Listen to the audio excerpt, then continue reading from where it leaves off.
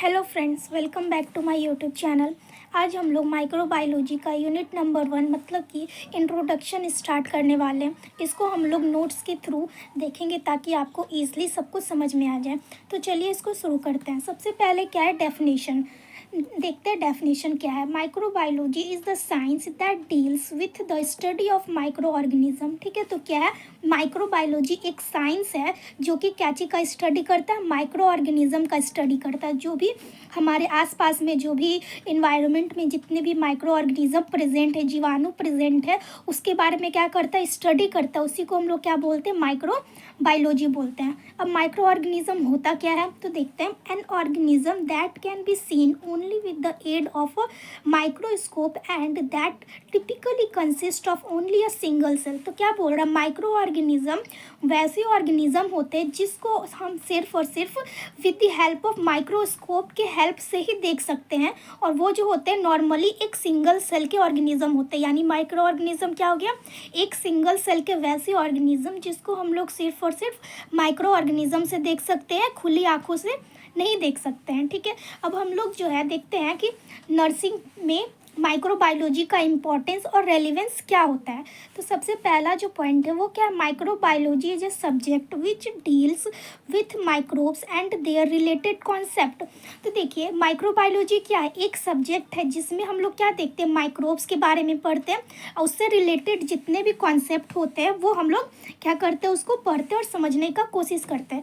Second point क्या है, nurses are involved in controlling infection in hospital, so nurses must know about the microbiology. तो देखिए microbiology में हम लोग क्या पढ़ते हैं, माइक्रोब्स के बारे में पढ़ते हैं, माइक्रो ऑर्गेनिज्म के बारे में पढ़ते हैं। लेकिन नर्सेज को ये पढ़ना क्यों ज़रूरी है, इसलिए ज़रूरी है क्योंकि हमारा जो काम होता है वो क्या होता है, इन्फेक्शन को कंट्रोल करना। हम लोग किसी भी हेल्थ केयर में काम करते हैं, हेल्थ केयर सेटिंग में हॉस्पिटल हो गया, क्लिनिक हो गया, कहीं भी हो गया, तो हम लोगों का मेन जो फंक्शन है वो क्या है, किसी भी हेल्थ को प्रमोट करना और इन्फेक्शन को कंट्रोल करना। तो हम लोग को अगर माइक्रोब्स माइक्रो ऑर्गेनिज्म के बारे में अच्छे से पता रहेगा कि कौन सा माइक्रो ऑर्गेनिज्म क्या डिजीज़ कॉज करता है, तो क्या होगा, हम लोग अच्छे तरीके से वहाँ का जो इन्फेक्शन होता है उसको क्या कर पाएंगे, कंट्रोल कर पाएंगे। ठीक है, तो वही बोल रहा है कि जो नर्सेज होती है वो मेन रिस्पॉन्सिबल होती है इन्फेक्शन कंट्रोल में, इसीलिए उनको माइक्रोबायोलॉजी का ज्ञान होना क्या है, ज़रूरी है।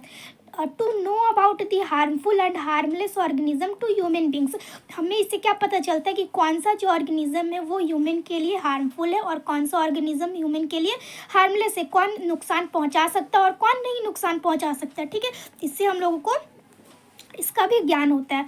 Nurses apply the microbiology knowledge in health care for drug production, diagnosis and sterilisation method.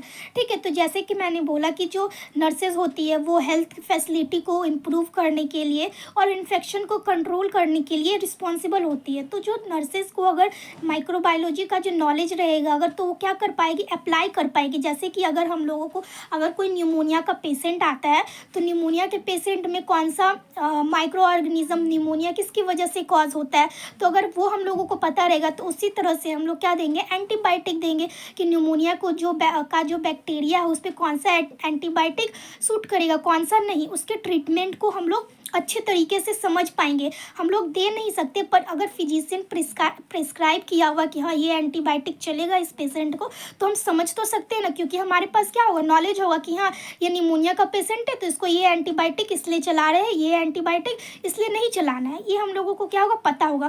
फिर एक स्टरलाइजेशन का मेथड होता है। ठीक है, ये अब आप लोग आगे पढ़ोगे। ठीक है, फर्दर चैप्टर्स में कि स्टरलाइजेशन क्या होता है। इसमें जो होता है हम लोग माइक्रो ऑर्गेनिज्म को क्या करते हैं, ख़त्म करते हैं। तो ये भी जो मेथड होता है वो भी नर्सेज को जानना बहुत ज़रूरी होता है। Nurses apply the microbiology in various ways like use of hot water and antiseptic as a measure to sterilise the surgical knife and needle. ठीक है, तो जो नर्सेज होती है वो बहुत तरीक़ों से माइक्रोबायोलॉजी को अप्लाई करती है। फॉर एग्जांपल में कि अगर ब्लेड है, सर्जिकल ब्लेड है या फिर सुई है, निडल है, तो उसको क्या करना है कि हॉट वाटर में हम लोगों को उसको खौलाना रहता है, मतलब स्टरलाइज करना होता है, और नहीं तो एंटीसेप्टिक से उसको क्लीन करना होता है। ठीक है, तो ये सब भी क्या है, माइक्रोबायोलॉजी का ही यूज़ है।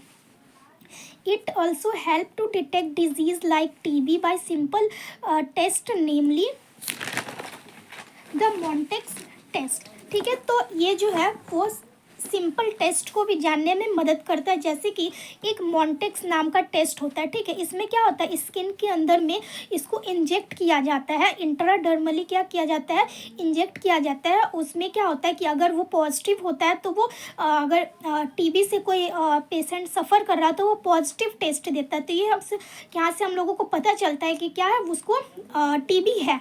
ठीक है, तो ये सब क्या होता है, टेस्ट होता है जिसके द्वारा हम लोग माइक्रो ऑर्गेनिज्म को भी पता लगा सकते हैं। अब हिस्ट्री पर्सपेक्टिव, यानी कि जो माइक्रोबायोलॉजी है उसका हिस्ट्री क्या है, कौन कौन से ऐसे साइंटिस्ट थे जो इसको बहुत आगे बढ़ाने का काम किए, क्या क्या कंट्रीब्यूशन था। तो जो सबसे पहले साइंटिस्ट का नाम आता है इसमें क्या आता है, Lewis pasture.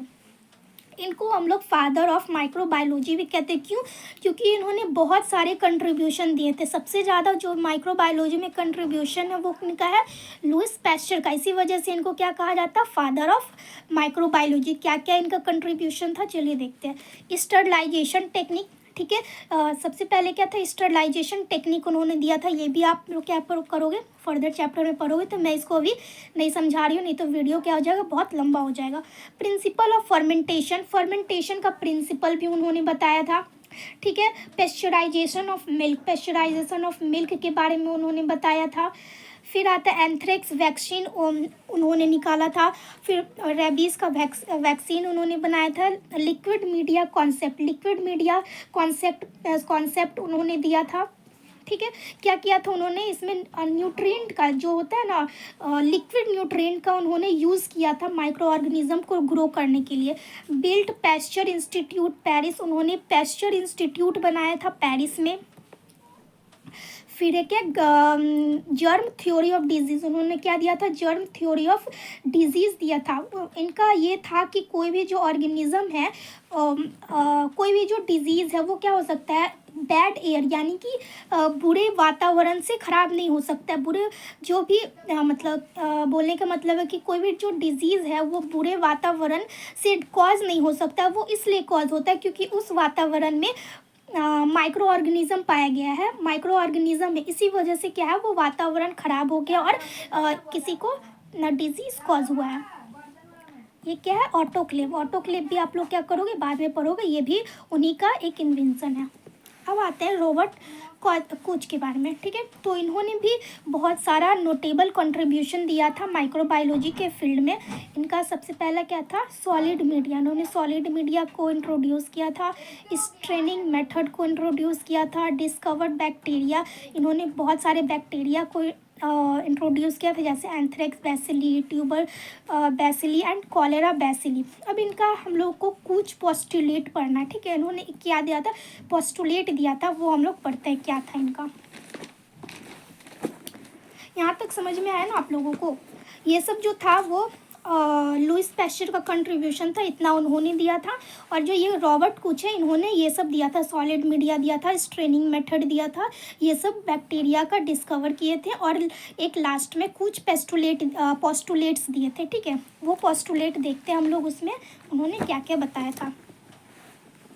Robert Koch had postulated that a microorganism can be accepted as the causative agent of an infectious disease only if four criteria are fulfilled। तो वो क्या बोलते हैं कि एक जो किसी भी इन्फेक्टियस डिजीज़ का जो कॉजेटिव एजेंट है उसको हम लोग तभी उसका कॉजेटिव एजेंट मान सकते हैं जब उन 4 क्राइटेरिया फॉलो होता है। फॉर एग्जांपल जैसे कि न्यूमोनिया है। ठीक है, तो न्यूमोनिया का एक कॉजेटिव एजेंट है, कोई बैक्टीरिया है वो उसका कॉजेटिव एजेंट है। तो हम लोगों को पता लगाना है कि न्यूमोनिया का कौन सा कॉजेटिव एजेंट है। तो उसके लिए हम लोगों को क्या करना पड़ेगा, 4 क्राइटेरिया फॉलो करना पड़ेगा, जिससे हम लोग पता लगा सकते हैं कि हाँ ये जो डिजीज़ है उसका कॉजेटिव एजेंट पर्टिकुलर बैक्टीरिया है। ठीक है, कौन कौन सा ऐसा क्राइटेरिया है, तो क्या है, the micro organisms should be constantly associated with the lesion of the disease. जैसे कि डिजीज़ है, ठीक है, जैसे इन्फेक्टियस डिजीज़ है, तो इन्फेक्टियस डिजीज़ जैसे कि बोल सकते हैं लेप्रोसी हो गया। ठीक है, तो जो लेप्रोसी होता है उसमें क्या होता है, लेसन बना हुआ रहता है कुछ बॉडी पार्ट्स पे, घाव टाइप का, स्क्रैचेस टाइप का। तो क्या होता है, वो जो लेसन है अगर हम लोग उस लेसन को निकाल के देखते हैं तो वो पूरे बॉडी पे जितने भी लेसन है उसमें क्या होना चाहिए, सेम माइक्रो ऑर्गेनिज्म पाना चाहिए। यानी कि अगर वो डिजीज़ किसी भी इंसान को हो तो सेम माइक्रो ऑर्गेनिज्म उसमें पाना चाहिए, तभी हम लोग क्या बोल सकते हैं कि हाँ ये लेप्रोसी का माइक्रो ऑर्गेनिज्म ये पर्टिकुलर बैक्टीरिया या फिर वायरस है। ठीक है, it should be possible to isolate the micro organism in pure culture from the lesion of the disease. क्या होना चाहिए, जो भी हम लोग लेसन जो भी बॉडी पार्ट्स ऑब्टेन किए हैं या उसको क्या होना चाहिए, उसमें से हम लोग माइक्रो ऑर्गेनिज्म का आइसोलेट कर पाते हैं, तभी क्या बोलेंगे कि वो पर्टिकुलर कॉजेटिव एजेंट है उस डिजीज़ का। थर्ड क्या है, the same disease must result when in isolated microorganism is inoculated into a suitable laboratory animal। तो क्या होगा कि पहले क्या करेंगे हम लोग कि क्या जो भी इन्फेक्टेड पर्सन है उसके लेसन को हम लोग लेंगे। ठीक है, लेसन को लेने के बाद उसमें से जो भी माइक्रो ऑर्गेनिज्म हम लोगों को मिला है उसको निकालेंगे। निकालने के बाद क्या करेंगे, उसको दूसरे एनिमल में ट्रांसफ़र करेंगे। ठीक है, देखेंगे कि वो जो सेम डिजीज़ है वो इस एनिमल में भी होता है कि नहीं, लेबोरेटरी के एनिमल में भी होता है कि नहीं। तो वही बोल रहा है कि जो सेम डिजीज़ है वो लेबोरेटरी के एनिमल में होना चाहिए, तभी हम लोग क्या बोलेंगे कि ये जो है इसका डिजीज़ इसका कॉजेटिव एजेंट है। लाइक कि अगर हम लोग एक बैक्टीरिया निकाले एक लेसन से जिसको लेप्रोसी हुआ है और उस जो लेसन में से जो भी बैक्टीरिया निकला उसको क्या हुआ कि हम लोग लेबोरेटरी के एनिमल में डाल दिए। अब हुआ पता चला कि उसमें तो लेप्रोसी हुआ ही नहीं, उसमें कुछ और डिजीज़ हो गया, तो क्या हम लोग उसको बोलेंगे उसका कॉजेटिव एजेंट। कॉजेटिव एजेंट तो वही होता है ना जो सब में एक साथ बीमारी कॉज करे। ठीक है, सारे एनिमल सारे ह्यूमन में क्या करे, वो सेम बीमारी कॉज करे, तो उसको हम लोग क्या बोलेंगे कि वो उसका कॉजेटिव एजेंट है, क्योंकि वही सिर्फ बैक्टीरिया है जो वो सेम बीमारी सभी में कॉज कर रहा है। फोर्थ क्या, it should be possible to re isolate the organism in pure culture from the lesion produce in the experimental animal.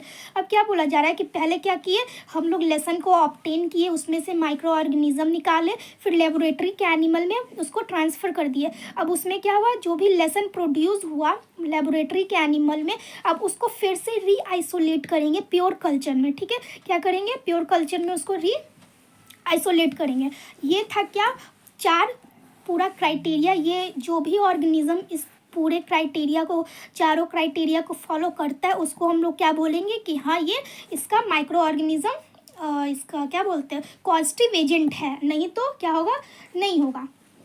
ठीक है, जैसे कि और एक इसका क्या है, जितने भी हम लोग जो पोस्टुलेट पढ़ते थ्योरी पढ़ते तो क्या होता है, कुछ ना कुछ एक्सेप्शन सब में होता ही है। ठीक है, तो इस पोस्टुलेट का भी एक एक्सेप्शन था, क्या था, there are some bacteria that do not satisfied one or more criteria, mycobacterium leprae and treponema pallidum can not grow in the culture. ठीक है, तो क्या बोला जा रहा है कि ऐसा कुछ बैक्टीरिया है जो कि इस चारों क्राइटेरिया में से एक या दो क्राइटेरिया को फॉलो नहीं करता है। ठीक है, for example mycobacterium leprae and treponema pallidum जो है वो कल्चर में नहीं उगाया जा सकता है, नहीं उगाया जा सकता है। तो ये क्या हो गया, ये जो है वो सेकंड वाला जो क्राइटेरिया उसको क्या कर रहा है, फॉलो नहीं कर रहा है। क्योंकि सेकंड वाला क्या बोल रहा है कि हम लोगों को उस जो लेसन है उसमें से माइक्रो ऑर्गेनिज्म को कल्चर में हम लोगों को क्या करना है, निकालना है, आइसोलेट करना है। लेकिन क्या बोल रहा है इसमें कि माइकोबैक्टीरियम लैप्री एंड ट्रैपेनोमा जो है वो हम लोग उसको क्या बोल सकते हैं, उसको आइसोलेट नहीं कर पाएंगे। ठीक है, तो ये क्या हो गया, सेकेंड वाले क्राइटेरिया को फॉलो नहीं कर रहा है। Whereas neisseria gonorrhoeae has no animal model. और ये क्या बोल रहा है कि जो नेसीरिया गोनोरिया है उसके पास कोई एनिमल मॉडल नहीं, यानी कि वो कोई भी एनिमल में सेम बीमारी कॉज नहीं करता है। ठीक है, जैसे ये नेसीरिया गोनोरिया क्या होता है, गोनोरिया कॉज करता है, तो जो गोनोरिया ह्यूमन में कॉज करेगा, लेकिन अगर इसको हम लोग ह्यूमन के लेसन से क्या करेंगे, ऑब्टेन करेंगे, आइसोलेट करेंगे और लेबोरेटरी के एनिमल में इसको ट्रांसफ़र करेंगे, तो उसमें क्या करेगा, गोनोरिया कॉज नहीं करेगा। ठीक है, तो यही बोल रहा है क्या कि नेसीरिया गोनोरिया के पास कोई भी एनिमल मॉडल नहीं होता है। आई होप आप लोगों को ये पोस्टुलेट समझ में आ गया होगा। अब हम लोग कॉन्सेप्ट ऑफ माइक्रोबायोलॉजी देखते हैं। तो क्या बोल रहा है इसमें, microbiology is the study of all living organism that are too small to be visible with naked eye. तो क्या है कि माइक्रोबायोलॉजी जो क्या है, एक स्टडी है ऑफ ऑल लिविंग ऑर्गेनिज्म, जो कि बहुत ज़्यादा छोटा है, जिसको हम लोग क्या कर सकते हैं, विजिबल आँखों से नहीं देख सकते, खुले आँखों से नहीं देख सकते। फॉर एग्जाम्पल क्या हो गया, बैक्टीरिया हो गया, वायरस हो गया, प्रोटोजोआ, ये सब क्या होता है, माइक्रो ऑर्गेनिज्म में आ जाते हैं। अब आता है क्या पैथोजन क्या होता है। पैथोजन एक ऐसा ऑर्गेनिज्म है जो कि कॉज करता है डिजीज़ ह्यूमन में, ठीक है। वैसा ऑर्गेनिज्म जो कुछ भी डिजीज़ कॉज करे ह्यूमन में, उसको हम लोग क्या बोलेंगे, पैथोजन बोलेंगे। अब कुछ यहाँ पे क्या है, टर्मिनोलॉजी है, कुछ इंपॉर्टेंट टर्मिनोलॉजी है जो आपको आगे क्या होगा, काम आएगा। सबसे पहले क्या, aerobes, micro organism that grow in presence of atmospheric oxygen, ठीक है। एरोब्स क्या होता है, वैसे ऑर्गेनिज्म जो सिर्फ क्या है, एटमॉस्फेरिक ऑक्सीजन में ही ग्रो कर पाएंगे, उसको क्या बोलेंगे हम लोग, एरोब्स माइक्रोब्स, ठीक है। Aerobes micro organism. सेकेंड क्या है, एनएरोब्स। एनएरोब्स क्या, grow in the absence of oxygen.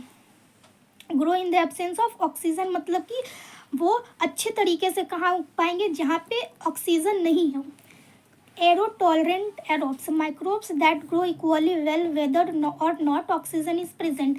तो क्या एरो टॉलरेंट जो है वो ऐसे माइक्रोब्स होते हैं जो दोनों जगह पे बहुत अच्छे तरीके से उग सकते हैं, एब्सेंस ऑफ ऑक्सीजन में भी एंड प्रेजेंस ऑफ ऑक्सीजन में भी। अब फोर्थ क्या, फैक्यूलेटिव एनारोब्स, वो ऐसे एनारोब्स, वैसे एनारोब्स जो क्या है कि जिनको ऑक्सीजन नहीं चाहिए ग्रो होने के लिए, लेकिन इसके प्रेजेंस में वो और अच्छे से ग्रो हो पाते हैं। फॉर एग्जांपल कि हम लोगों को क्या चाहिए, बेसिक खाना चाहिए, रोटी सब्जी दाल चावल ये सब चाहिए, लेकिन अगर हम लोग पिज़्ज़ा है बर्गर है अगर ये नहीं भी खाएंगे तो क्या होगा, फिर भी हम लोगों का पेट भरेगा, हम लोग खुश रहेंगे कि हाँ हम लोगों को खाना मिला है। लेकिन अगर हम लोगों को पिज़्ज़ा बर्गर ये सब चाउमीन ये सब मिलेगा तो हम लोग क्या होंगे, और ज़्यादा खुश रहेंगे। तो सेम बात है कि ये इनको ऑक्सीजन नहीं चाहिए होता है ग्रो होने के लिए, लेकिन अगर ये इनको ऑक्सीजन मिलता है तो ये और अच्छे से ग्रो हो जाते हैं, ये बोलने का मतलब है। अब है क्या, स्टरलाइजेशन क्या, is process by which all living cells viable spores viroids are either destroy or remove from an object. तो क्या बोला जा रहा है, स्टरलाइजेशन जो है एक ऐसा प्रोसेस है जिसमें कि जितना भी लिविंग सेल्स होता है या उसके स्पोर्स होते हैं, बोल सकते हैं सेक्सुअल स्पोर हो गए, सेक्सुअल स्पोर हो गए, ये सब जितने भी चीज़ होते हैं वो क्या हो जाता है, रिमूव हो जाता है या फिर पूरी तरह से ख़त्म हो जाता है। उसी को हम लोग क्या बोलते हैं, स्टरलाइजेशन बोलते हैं, ठीक है। यानी स्टरलाइजेशन एक ऐसा प्रोसेस है जिसमें कि हम लोग प्रोसेस का यूज़ करते हैं किसको हटाने के लिए, डिस्ट्रॉय या फिर रिमूव करने के लिए जितने भी वायरस स्पोर्स बैक्टीरिया ये सब होते हैं।